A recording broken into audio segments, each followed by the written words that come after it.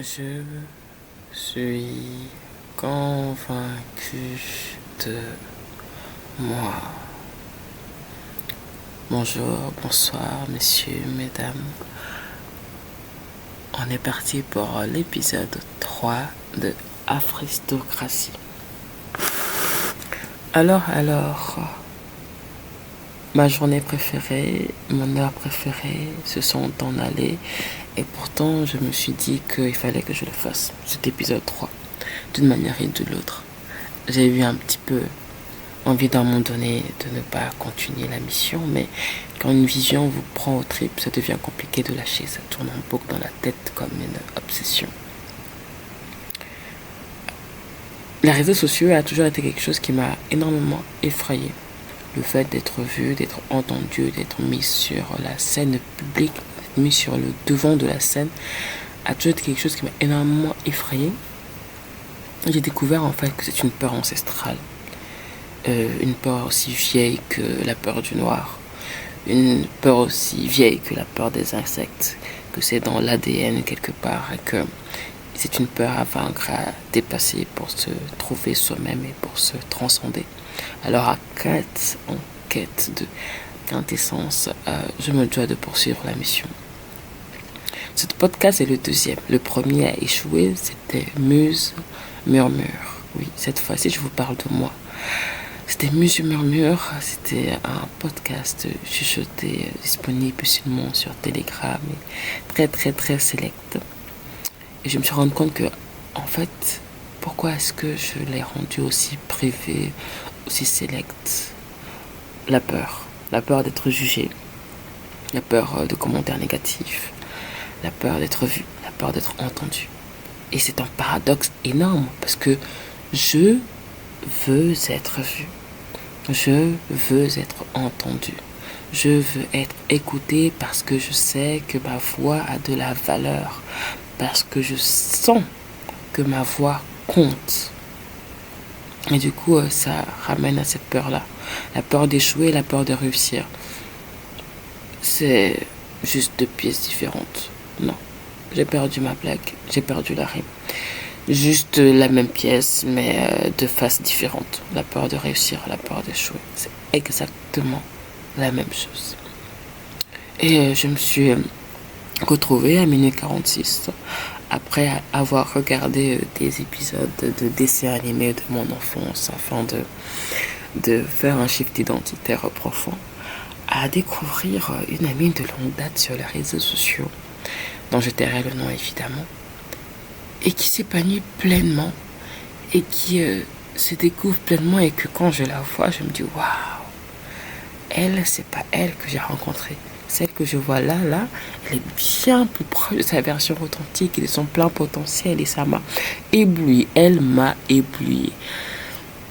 Je me suis rappelé à quel point j'aime les gens. J'adore les gens parce que je vois à travers leurs yeux le miroir de l'âme du monde, le visage de l'âme cosmique, la vérité des galaxies oubliées.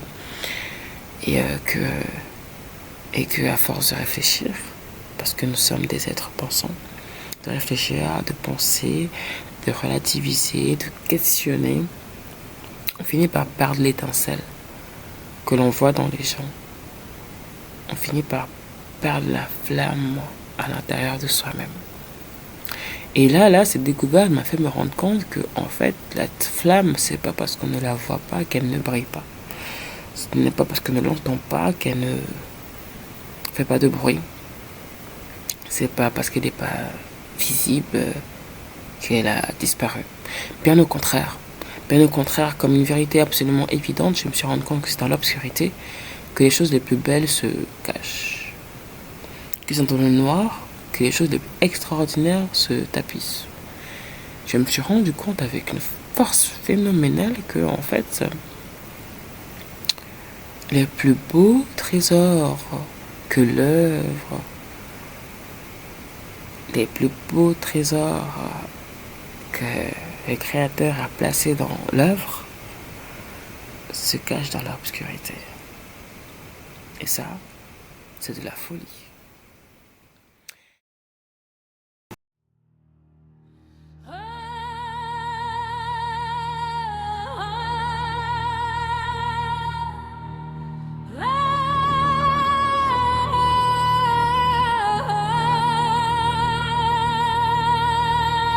suis.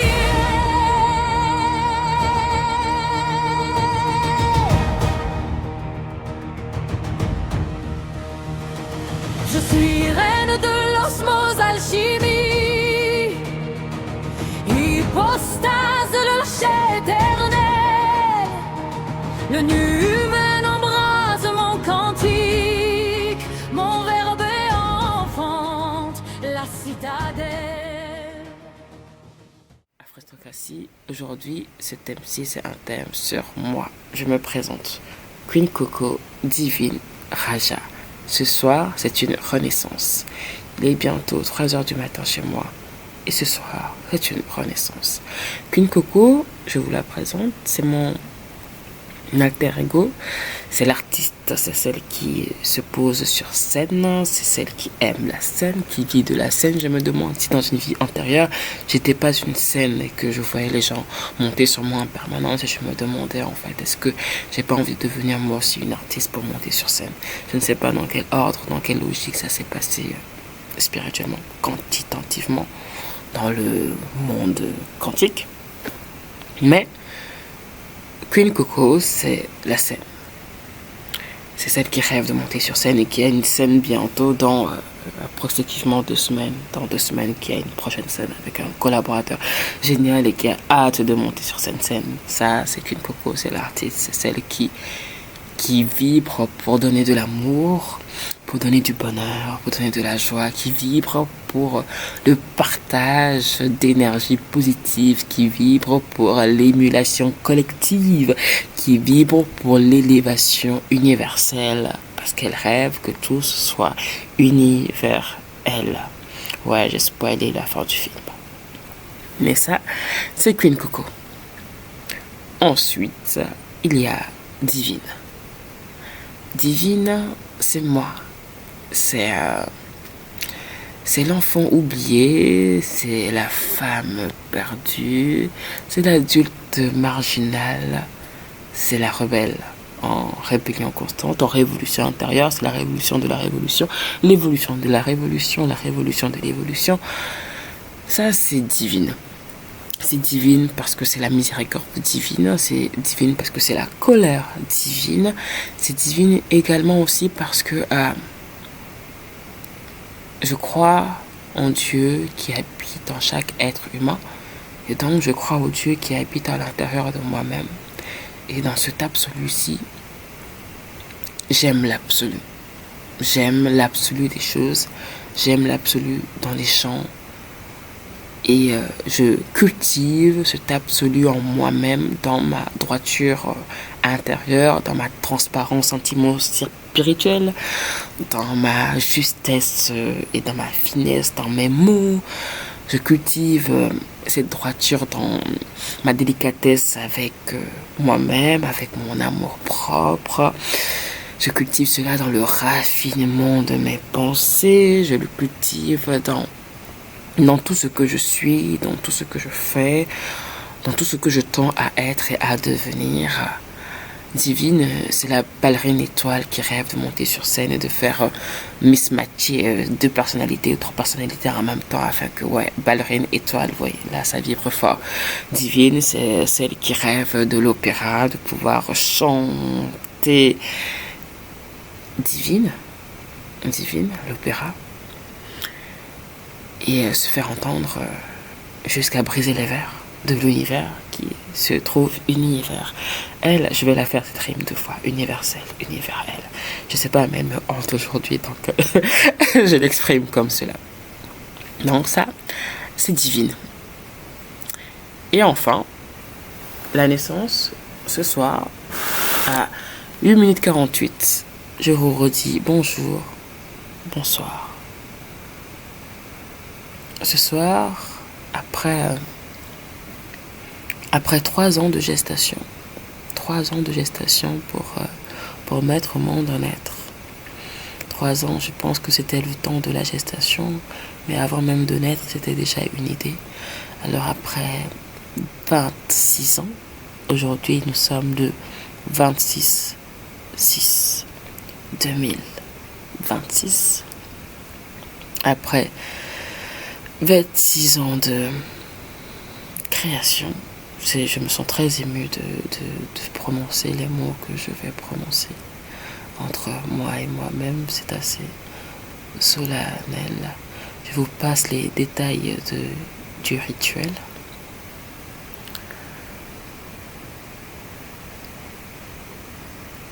Je suis Raya.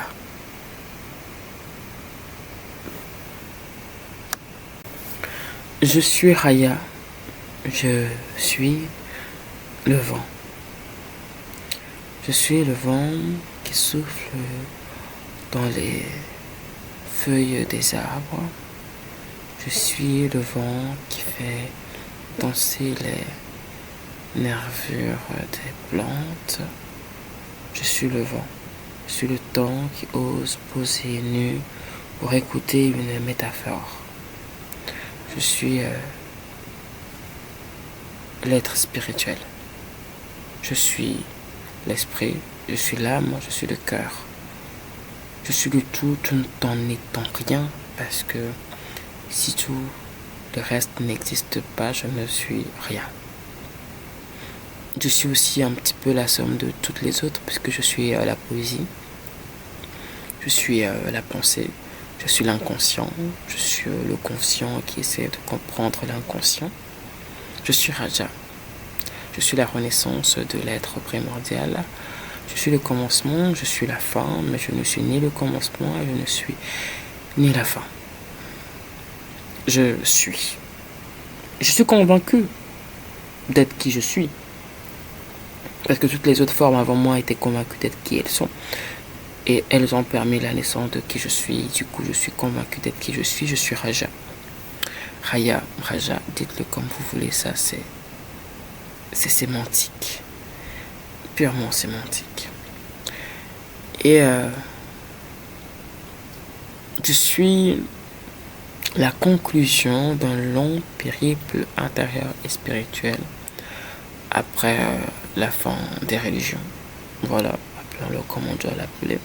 Après 2000 ans de religion, après la fin des religions, une nouvelle ère s'élance,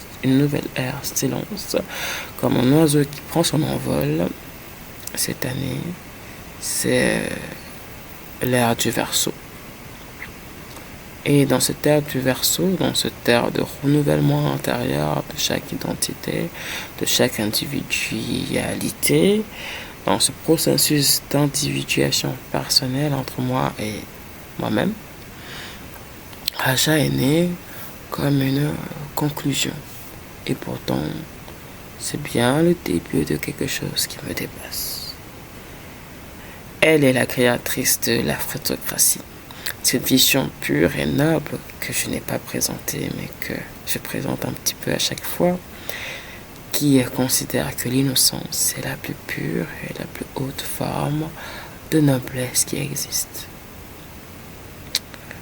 Raja est le frémissement du vent dans les arbres. C'est ce qu'elle était avant d'être née. Et parce que c'est ce qu'elle était avant d'être née, c'est comme ça que je me sens le plus amène à l'expliquer. C'est tout simplement juste ça, le frémissement dans les arbres. Peut-être que c'est le bruit des feuilles qui se mouvoient entre elles, ou est-ce le bruit du vent qui passe entre les feuilles, ou est-ce l'espace-temps dans lequel le vent passe entre les feuilles. C'est compliqué dans quelle dimension, ça dépend de quelle dimension on se trouve pour voir la chose ou pour l'apercevoir. Mais Raja, c'est juste ça. Bon, c'est juste moi, une part de moi, quelque chose qui naît de moi, quelque chose qui vient de moi. C'est une nouvelle naissance à ma propre divinité. Et c'est la révélation de ma divinité intérieure, car elle a le socle d'une trinité de divinités qui sont précédées, qui l'ont précédé dans ce temps-ci, dans les temps anciens et dans ce qui ira demain aussi. Et oui, je suis folle. Ah oui, ça par contre je l'accepte avec bonheur et avec bienveillance. Il y a quelque chose qu'on appelle la folie de la sagesse. Un livre très particulier que je vous conseille à tous et à toutes, d'ailleurs, messieurs, dames. La folie de la sagesse. La folie de la sagesse. Ayant été au bout du premier tome et du second, j'appelle la folie le génie. Le génie de Dieu. C'est comme encore cette histoire de... Ah, j'ai perdu. Mais... Ah oui, cette histoire de la peur de l'échec et la peur de la réussite. C'est la même pièce, mais c'est juste pas la même face. Voilà, c'est tout. C'est juste une question de perception. Et entre la folie et le génie, il y a qu'à retourner la pièce. Alors j'espère que vous avez tous l'intelligence, la conscience assez vaste pour retourner la pièce.